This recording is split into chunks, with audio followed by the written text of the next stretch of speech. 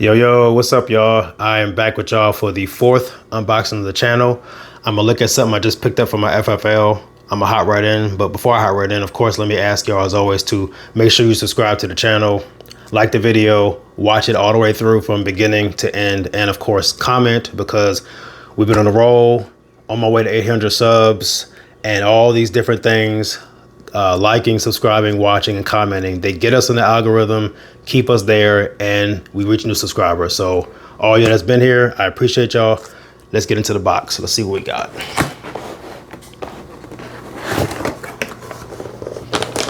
All right. Oh man, I'm excited. Really excited. Okay. What else? Paperwork. And okay. Manual. Lock and the gun. Okay. Let's box out the way. Oh, y'all see that, right? I'm expecting great things from this. But this is it. Get it out.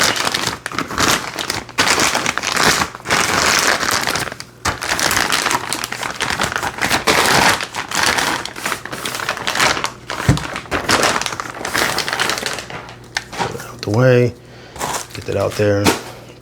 This is it, the Rossi R95 chambered in the 4570 government caliber. Let's see if I can get that up there. Oop, there we go. So why did I get this gun? The main reason is because I don't own a lever action. This is actually my first, and I like them. I like the concept of them, what they do. They're cool.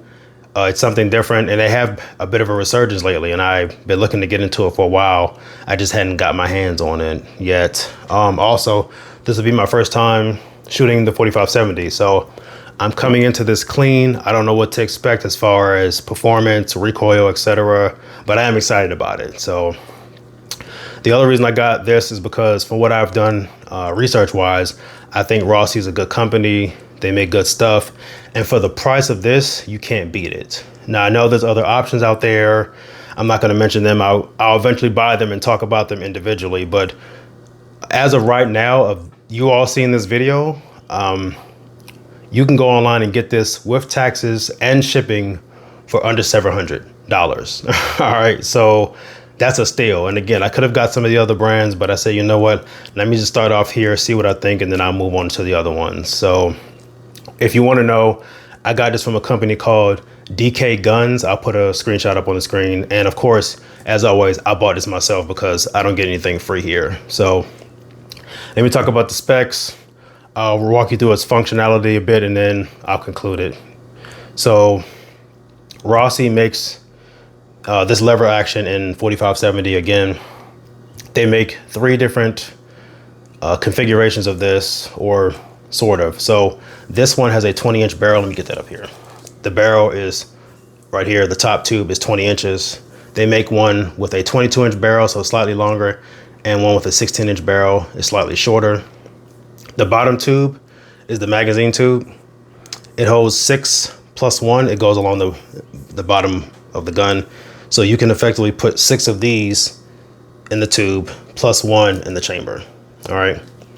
Coming to the back, typical stock. I like it. It's wood. It has this nice brown finish. It feels pretty solid. It also has a nice recoil pad, which should help with recoil. And this is a sling loop. So if I wanted to, I can put a sling on there. I'll demonstrate what that is in a second, or what it could look like. But it feels pretty good.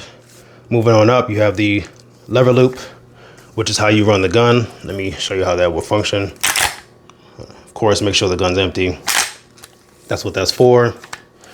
You have a hammer right here, and you have a dedicated safety. I might put that up. There you go. Which a lot of people don't like. I don't like it on there either. I'm gonna get rid of that, but I'll explain that later. The top of the receiver is drilled and tapped, so you can see these screws here. If I wanted to, I could put a rail on here and mount a red dot or optic, or a scope. I could put another rear sight on here if I wanted to, etc. You have your buckhorn rear sight used to aim the gun, and you can adjust it for elevation. And you have a front post for aiming. So all in all, the gun seems pretty solid. I like it. Let me walk you through a little bit about this safety. So the way the gun functions is, it's not like your typical like AR-15, etc., where you have like a detachable magazine and you put the rounds in and, you know, run the action to shoot it. You have to load shells through this, which is called the loading gate, into the tube. Now, you have this external hammer right here, right? The hammer moves forward and hits, let me get that on there for you all. For those who don't know, it strikes the firing pin. Let me see if I can get a little bit closer, right? And that firing pin will then strike this small little circle on the back of the case. This is called the primer. So once it does that, it ignites the gunpowder inside and sends the bullet out the barrel. So that's how this gun works. Now, let me demonstrate how to put shells into the gun. So I'm going to use these some snap caps. They're just dummy rounds. They're from Zoom. Again, I'm not really married to whatever company. I just like their snap caps. They just work. But get these open. All right.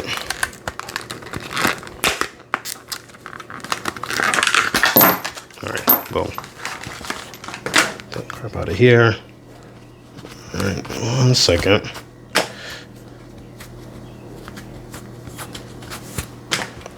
All right, so how to do it. Of course, make sure the gun is clear and empty. Also make sure there's nobody around you. So what you would do is take the round, you would put it into the feeding gate, and you will notice a part of the case is still sticking out, right? That lets you know there's a round in the magazine. You get your next one, press it down in. Next one, press it down in, and the last one. This time you're gonna press it completely in, and you'll see you can barely see it in there right now. So then what you do is grab the lever, you run the action, it pulls one out the tube, puts it in the chamber. Now you're ready to fire. So if I pull the trigger, the gun would fire if this is the real round, right? Run the loop, throws out the old shell, pulls in a new one. All right, so if I did it faster, oh.